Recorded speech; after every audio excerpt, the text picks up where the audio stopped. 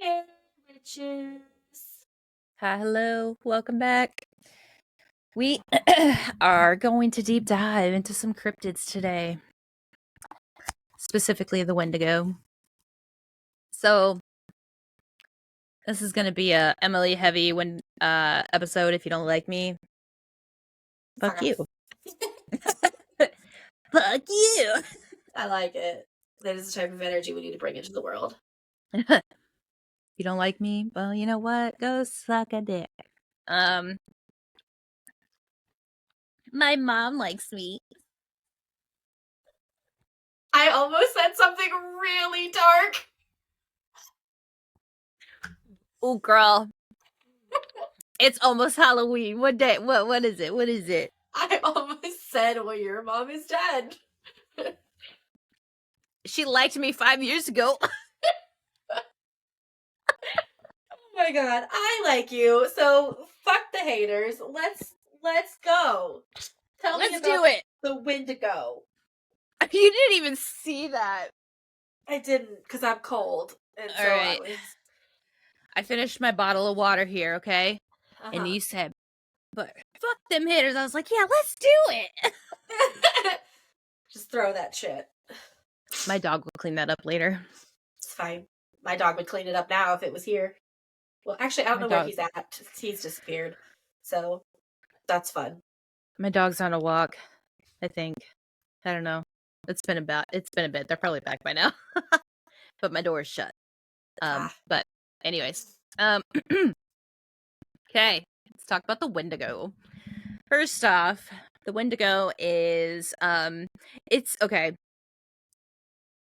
Also, take this with a grain of salt. First of all, I have the day after migraine, which is just as bad as the day of migraine.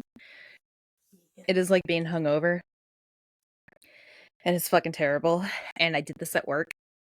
So if my brain goes like glossy, foggy, whatever, suck another dick. Okay. Heard. Brandy, you can't. Correct. You ain't got none. I'm not even gonna go there. You ain't got none. Correct. I mean, you probably got a point, but... Stop it. We're not going there. All right.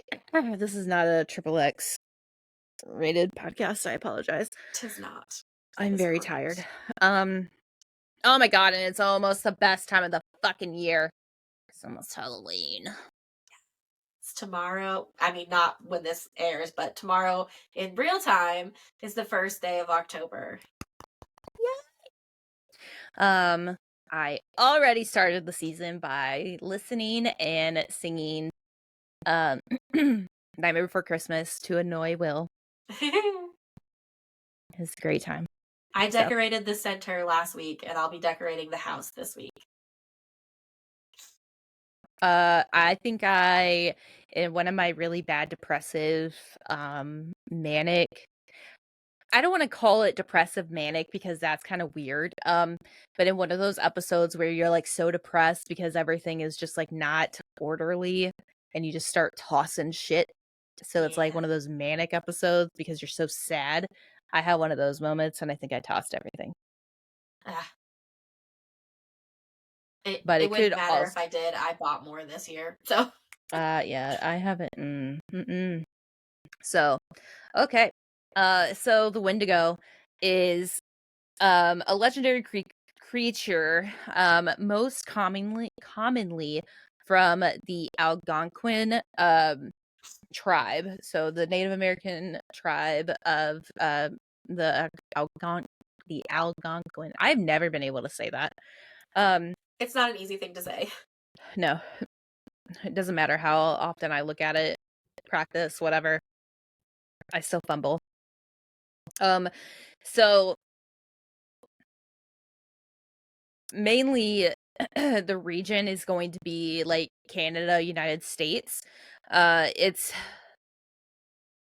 I would say it's like northern United States, Canada. Majority of the stories or majority of the legends surrounding that this creature is going to be like in that kind of area. So the Wendigo is this evil spirit. It's of course from the Algonquin folklore. Has actually been widely used in literature and other works of art, like commentary, horror fiction, video games, TV shows, all of that. And it is often said that it is a malevolent spirit. So it is sometimes depicted as like a creature with human-like characteristics. So kind of like a human body, but like the appendages and the head are quite different. And it possesses human beings. So when it possesses the victim, I guess, it is said to cause a feeling of insatiable hunger, the desire to eat other humans. So it causes cannibalism and and the need to commit murder. So very evil type spirit. In some representations, it is actually described as like a giant humanoid with a heart of ice. So it is, you can see it, or not see it, but like you can when it approaches you, the signals that you like can see or smell or hear is often a foul stench, or like this like seasonable chill, and it's like, what the fuck is that? And they actually have a known psychiatric diagnosis. It's called the Wendigo psychosis. So I'll also be talking about that too. It isn't widely used, but in some of the it's like in some of the First Nation communities, they will describe it as like more along the lines of insatiable greed and destruction of the environment, instead of just the craving for human flesh, or having the fear of becoming a cannibal, which is what the Wendigo psychosis is actually described as. So yeah. Okay. Just a little bit about what we're going to talk about. Boop, boop. So this word appears in many of the Native American languages, and they have alternative translations, but ideally it's going to be about the same malevolent spirit. But they mostly have all of them. The plural form is called the Wendigoag, or the Wendicook, which I like. The Wendicook. The Proto-Algonquin term has been reconstructed as Wentenko, Wentekoa, which may have meant owl, instead of whatever the fuck it means. Okay. Which it doesn't actually, hasn't. I don't know why it says which. It hasn't even given me like what it actually means. There are similar parallels to other things in like other legends. So the Wet'sugi, I think is how it's pronounced, is a similar being that appears in the legends of the Athabascan people in the Northwest Pacific. It is also cannibalistic, but it is characterized as enlightened with ancestral insights. So it's not. I mean, I feel like cannibalistic in general is a little malevolent, but you're supposed to get more insightful things from Okay. this other version or this other parallel of the Wendigo. So it almost sounds like the Wendigo is more like a mindless zombie, and the other one is like aware? Maybe? No. No. No, the Wendigo is aware because it's a spirit. Okay. It possesses people, so it it just kind of makes them into like a zombie. Okay. The other one is probably more along the term, like the lines of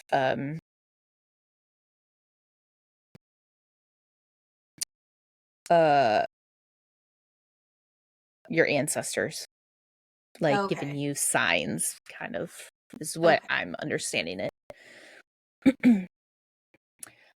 So the Wendigo is part of the traditional belief system of a number of Algonquin speaking peoples, including the Ojibwe, the Saltu. Oh, sorry, I don't think I pronounced that right. The Cree, the Naskapi, and the Inu. The descriptions can vary somewhat between all of these cultures. But it's common view that the Wendigo is malevolent, cannibalistic, supernatural. They're very strongly associated with winter, the north, coldness, famine, and starvation, which, of course, cannibalistic kind of feeds into the folklore of it all. So Basil H.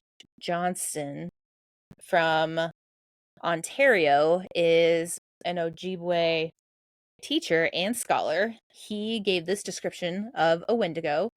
The Wendigo was gaunt to the point of emaciation. Its desiccated skin pulled tightly over its bones, with its bones pushing out against its skin, its complexion the ash gray of death, and its eyes pushed back deep into their sockets.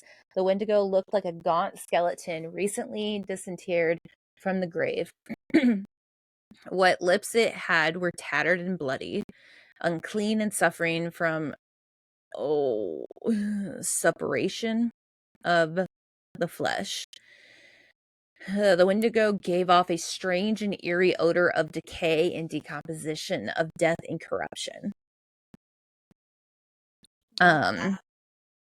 So in so in Ojibwe, Eastern Cree, West Main, Swampy Cree, Naskapi, and the Inu lore, Wendigos are often described as giants that are many times larger than human beings. This characteristic is absent from myths and other Algonquin cultures, but it's heavily present in those specific ones. So whenever a Wendigo ate another person, it would grow in proportion to the meal it had just eaten. So it would never be full. And it could never be full at that rate. Therefore, Wendigos are portrayed as simultaneously gluttonous and extremely thin due to starvation. The Wendigo is seen as the embodiment of gluttony, greed, and excess, never satisfied after killing and consuming one person. They are constantly searching for newer victims. A Wendigo need not lose the human's powers of cognition or speech, and in some depictions may clearly communicate with its prospective victims or even threaten to taunt them. A specimen of folk story collected in the early 20th century by Lottie Chacoqua Marsden which was an ethnographer of the Chippewas of Rama First Nation, in which a Wendigo also exhibits tool use. Which is like an ability. Hold on, sorry. I'm speeding over my words here. A Wendigo exhibits tool use, an ability to survive partial dismemberment, and auto cannibalism. So this folk story states, one time long ago, a big Wendigo stole an Indian boy. But the boy was too thin, so the Wendigo didn't eat him up right away. But he traveled with the Indian boy, waiting for him till he'd get fat. The Wendigo had a knife, and he'd cut the boy on the hand to see if he was fat enough to eat. But the boy didn't get fat. They traveled too much. One day they came to an Indian village, and the Wendigo sent the boy to the Indian village to get some things for him to eat. He just gave the boy so much time to go there and back. The boy told the Indians that the Wendigo was near them and showed them his hand where the Indigo cut him to see if he was fat enough to eat. They heard the Wendigo calling the boy.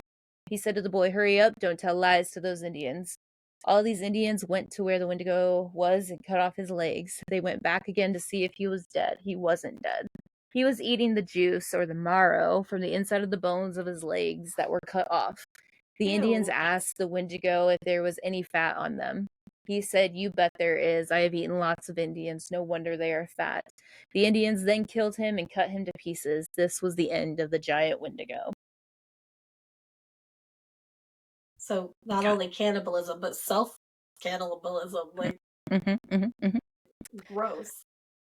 In some traditions, humans overpowered by greed could turn into Wendigos. The myth thus served as a method of encouraging cooperation and moderation, which I feel like is a great tactic, especially for those tribes who were often,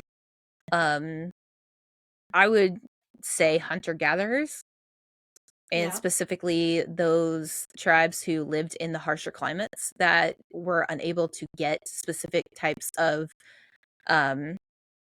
ingredients throughout the year.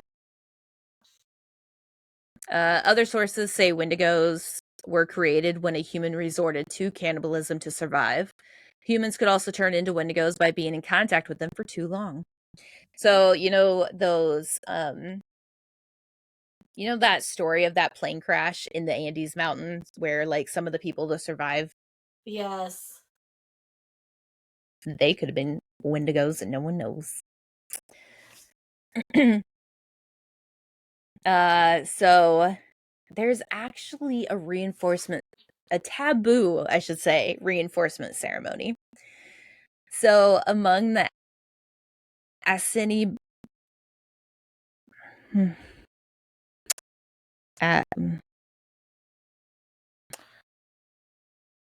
I'm not going to say that correctly. I also don't like when I click on a name and it takes me to a Wikipedia page, because then I'm like, that's not what I needed. I'm like trying to read what the fuck it says. Cinebins?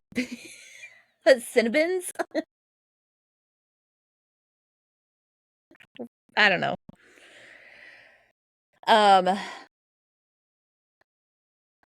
I apologize to those who are friends with the people in that tribe or who are a part of that tribe, because I have no idea how to pronounce that. Assiniboine. To me, that makes me think I'm thinking of like Cinnabons, and I don't like that.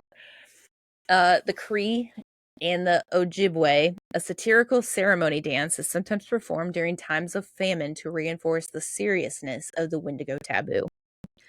So this ceremony has a very, very long, very specific name that I am not going to ruin for those That's fair. listening.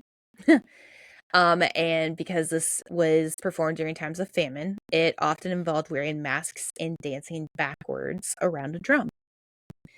The last known Wendigo ceremony conducted specifically in the United States was at Lake Wendigo of Star Island of Cass Lake.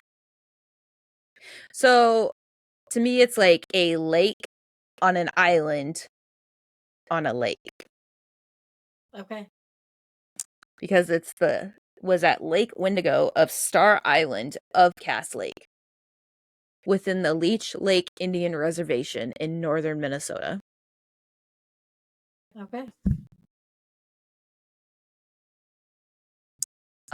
It's a small lake. So yes, it's a lake on an island within a lake. Got it. So yeah, there's many beliefs in human cannibalism can lead to it. There's many beliefs of famine can lead to it. Spirits can, be a part of it. And then, this ceremony to reinforce the idea of don't do this. So in as far back as 1661, they actually have had accounts of diagnosed Wendigo psychosis. Okay. It has been reported that humans became possessed by the Wendigo spirit after being in a situation of needing food and having no other choice besides cannibalism. So in this excerpt is from the Jesuit Relations in 1661. Which I would assume is somewhere in... Okay, so it's in New France, so that just means it's in Canada. Quebec or Montreal, in that location. What caused us greater concern was the news that met us upon entering the lake, namely that the man...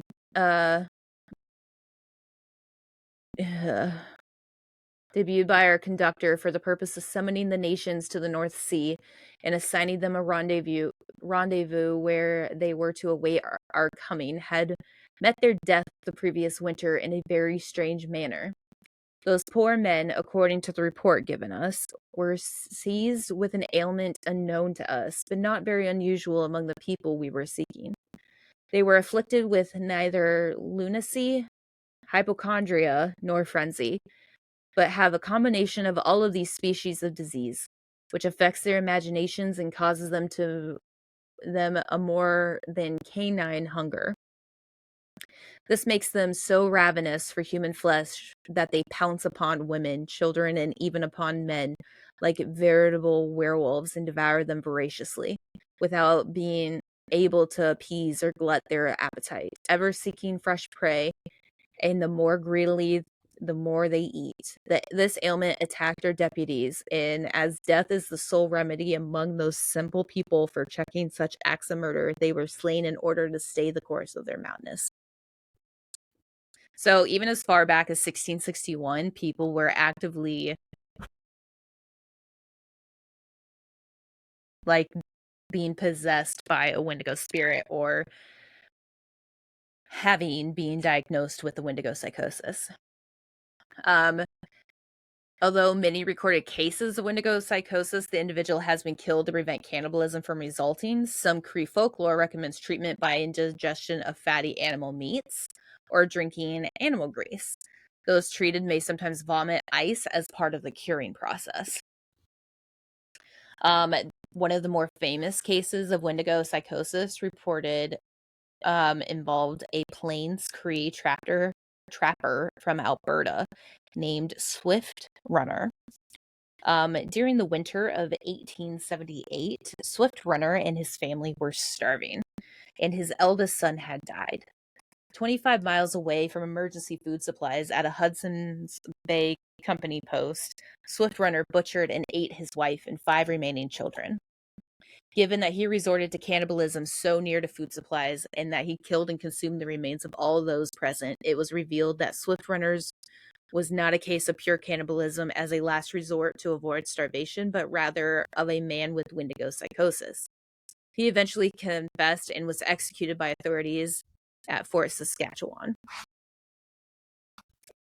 Another well-known case involving Wendigo psychosis was that of Jack Fiddler, an OG Cree chief and medicine man known for his powers of defeating Wendigos. In some cases, this entailed killing people with Wendigo psychosis. As a result, in 1907, Fiddler and his brother Joseph were arrested by the Canadian authorities for homicide. Jack had committed suicide, but Joseph was tried and sentenced to life in prison. He ultimately was granted a pardon, but died 3 days later in jail before receiving the news of his pardon. Among the Western ethnographers, psychologists, and anthropologists, there was a fascination with the Wendigo psychosis. So this led to a hotly debated controversy to the 1980s over the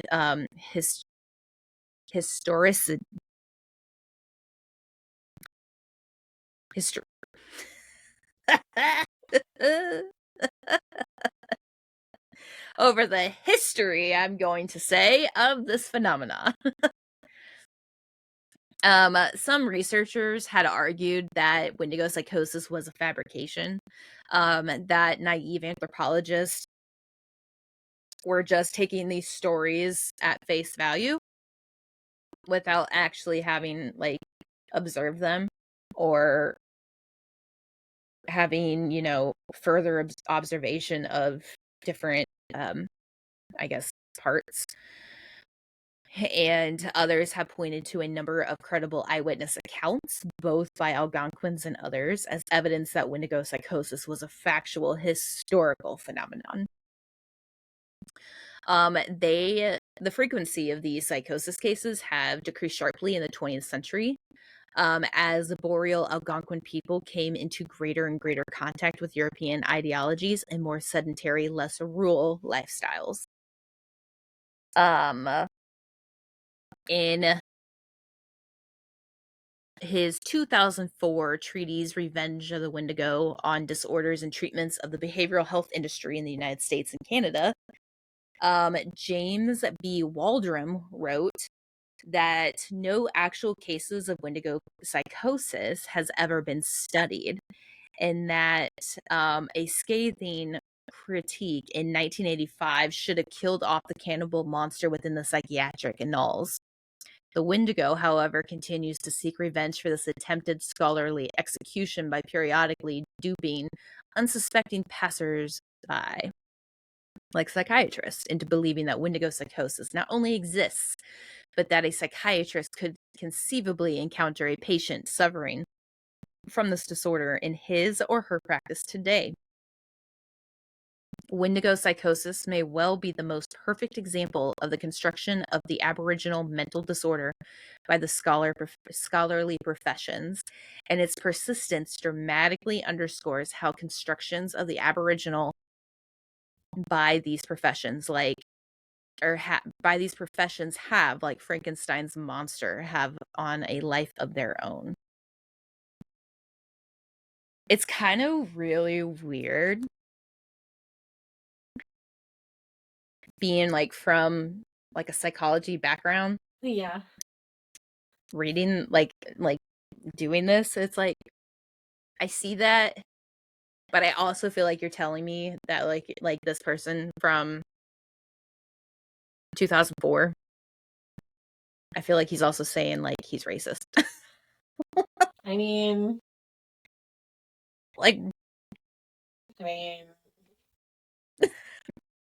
I mean, if you want to say you're racist, just say you're racist. Yeah, just say that. Just say it. And International Statistical Classification of Diseases and Related Health Problems classifies Wendigo as a culture-specific disorder, describing it as rare historic accounts of cannibalistic obsession. And the symptoms behind that often include depression, homicidal or suicidal thoughts, and a delusional compulsive wish to eat human flesh. Some controversial new studies question the syndrome's legitimacy, claiming cases were actually a product of hostile accusations invented to justify the victim's ostracism or execution. I can also see that. But also, I can see how it's culturally based because a lot of this, like folklore, obviously didn't come from, Europe, Right. from the Eastern cultures, um, Eastern compared to America. Um, but like,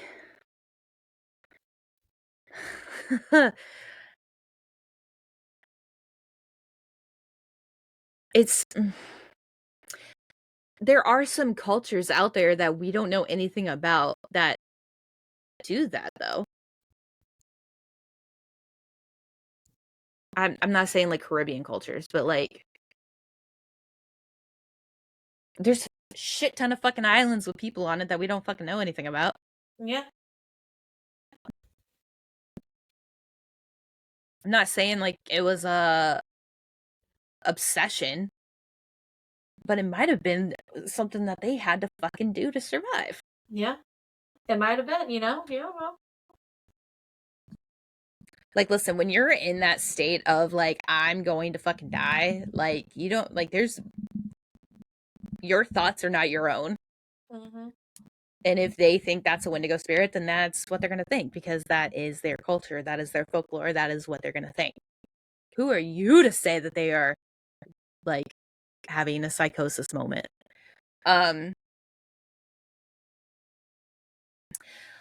Also, at the end of that whole little statement, it did say that some metal, vitamin, and oligo elements deficiencies are linked to psychosis-like symptoms and conditions. So Wendigo psychosis could be like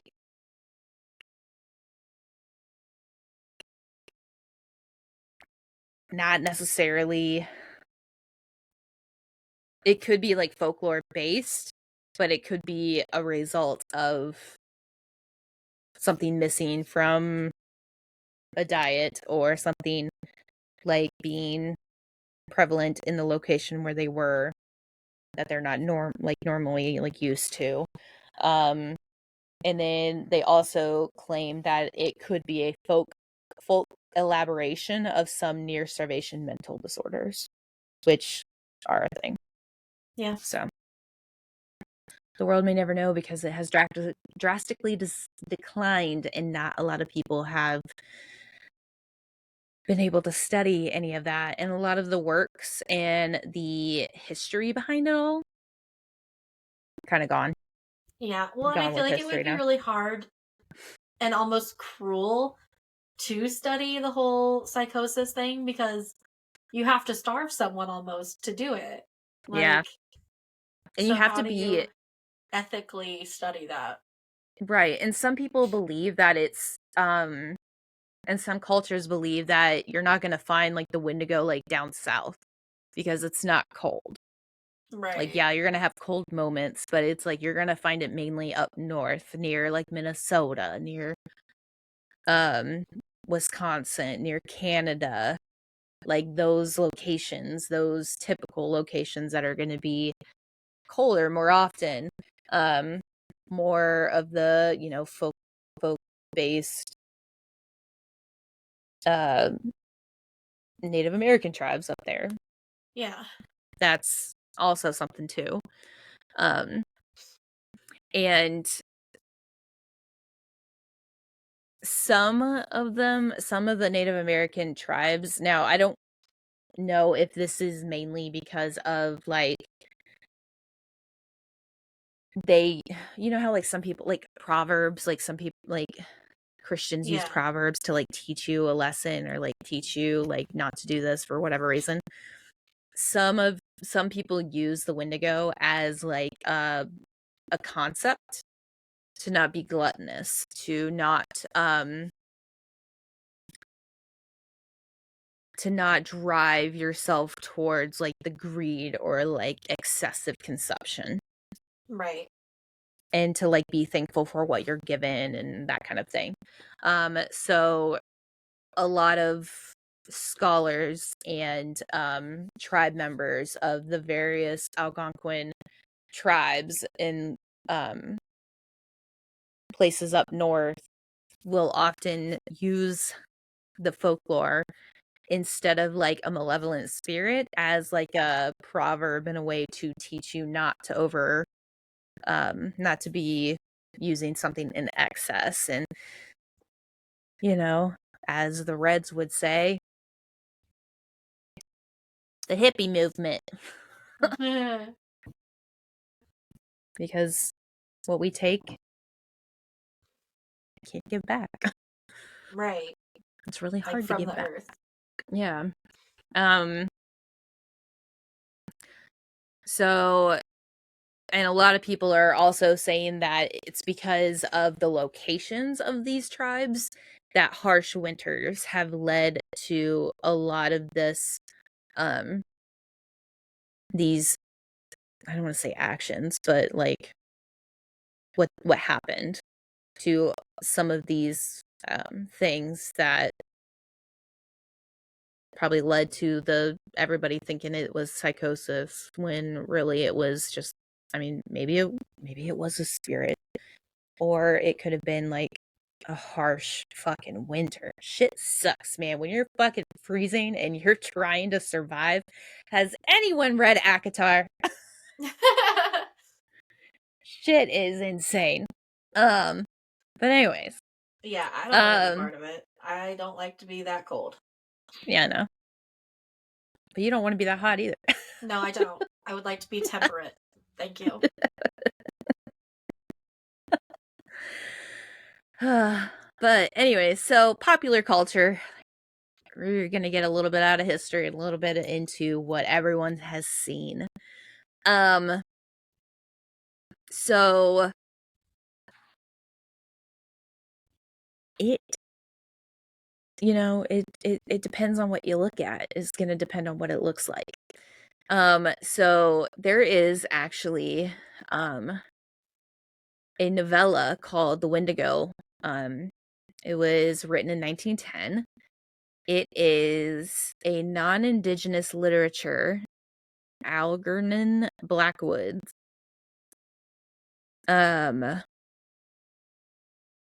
It is about a character that was inspired by or named after a Wendigo.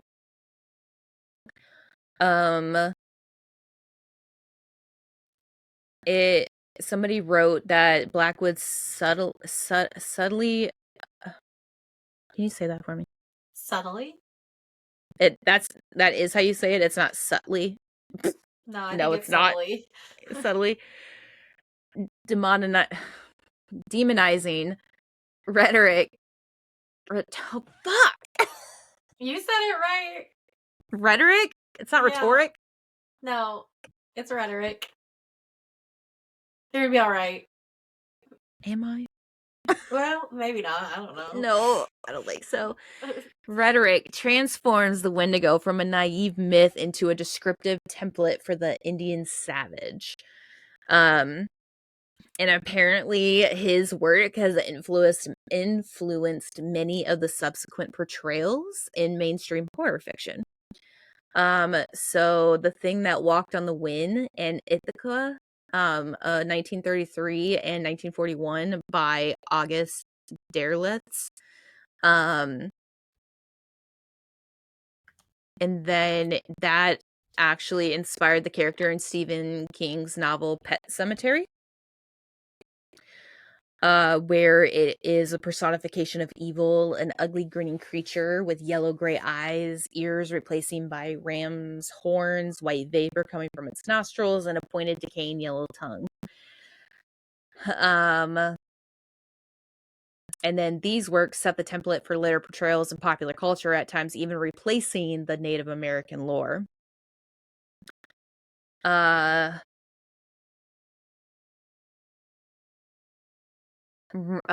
was another one, first published in 1959 by Thomas Pynchon, Mortality and Mercy in Vienna. This plot centers around a character developing Wendigo syndrome and going on a killing spree.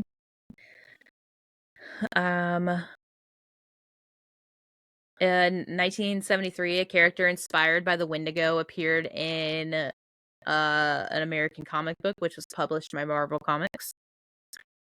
The monster is a result of a curse that afflicts those who commit acts of cannibalism. The Marvel Comics version does not resemble a traditional Wendigo as portrayed by popular culture, but rather a silver-haired Bigfoot-like being. And it actually first appeared in the Incredible Hulk number 162 from April 1973, and again in the October 1974 issue. So if you want to see how they interpreted the Wendigo for their comic book story in the Marvel not cinematic universe, go take that look out there in the Incredible Hulk. There's a bunch of other ones too. So, 1995 novel Solar Storms, by poet and author Linda K. Hogan, or Chickasaw, did one. Wrist is a 2016 debut novel by First Nations horror fiction writer Nathan Nigan Newton Adler. I cannot pronounce his actual name or his French name. His book actually combines the traditional Ojibwe legend and the author's ideas inspired by non-Indigenous writers like Anne Rice and Tim Powers. So if you want to kind of have like a little bit of that folklore, original legend mixed with a little bit of an Anne Rice twist, check out Wrist by Nathan Negan Newton, 2016. Other creatures based on this legend appear in various films and televisions, including Dark Was the Night, Ravenous, The Lone Ranger, and the 2021 film Antlers by Scott Cooper. The Wendigo in Antlers is portrayed as a deer-like creature with a glowing heart that moves from person to person with a never-ending hunger. Guillermo del Toro, producer of the film, actually developed the Wendigo on the basis that the more the creature eats, the more it gets hungry, and the more it gets hungry, the weaker it becomes.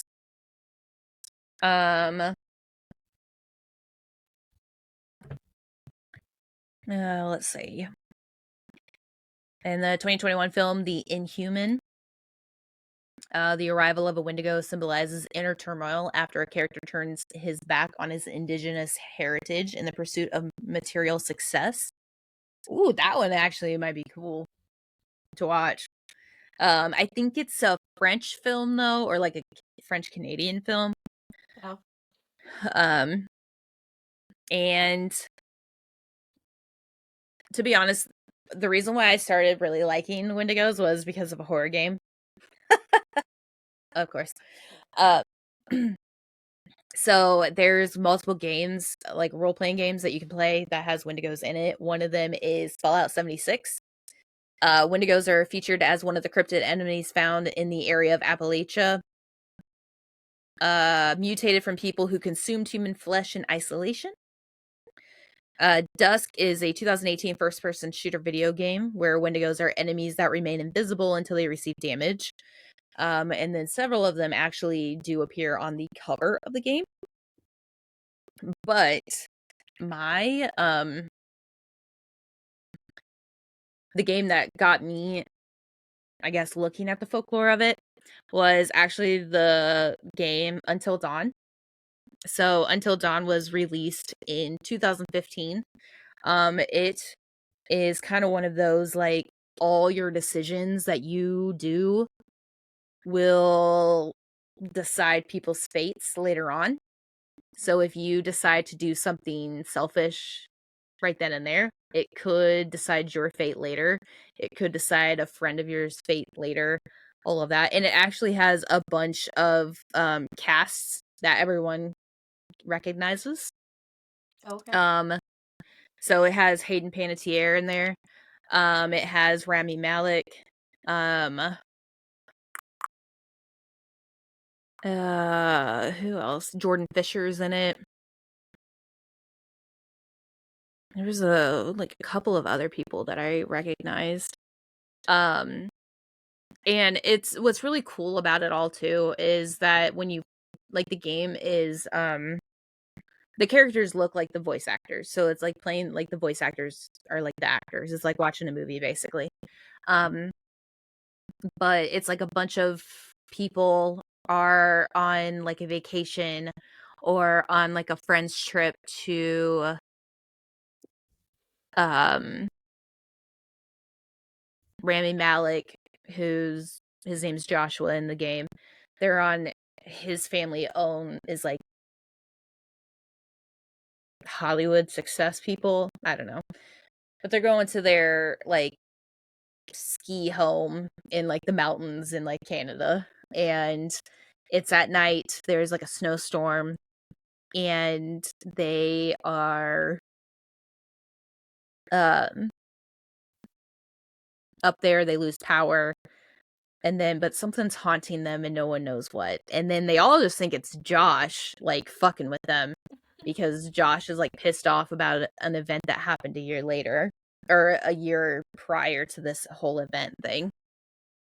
But it's something way more than just that. But yeah, it's a really cool game. I would never play it because I would fucking freak the fuck out. But it's such a good game to watch. So that's kind of what got me on the the whole folklore thing on it. But there's just there's a lot of, I guess I shouldn't say a lot because a lot of it's probably destroyed, but there's a lot of different but similar folklore tales and everything based on the tribe, based on location, all of that. And it's a really cool story. And there's actually a guy on he's on TikTok. I can't remember his name, but he's not Hispanic, but he's like the guy that like lives in the Appalachian Mountains, and he's always like, "You hear something at night? No, you don't." Oh yeah, I know who you're talking about. And he like does these like little skits where he's like, "All right, well, you left your shoes out," and then he like turns around and it's like a vision of him like standing out there or whatever. He's Native American, so like some of his little skits are like folklore based. So it's just like, I think he did a couple on the Wendigo, and I was like, "Yo, that's so dope." I know exactly who you're talking about, though. Yeah, You heard something whistling in the outside? No, you didn't. Appalachians? No, you didn't. He's so funny. Yes. You don't go outside at night. You don't leave your shoes outside at night. You heard a knock? No, you didn't. But yeah, so my throat hurts. But that is the Wendigo, and that is the folklore behind everything. So if you are backpacking through Canada in the winter at night, better watch your back. For what? If you hear something, no, you didn't. You didn't. Until next time. Bye.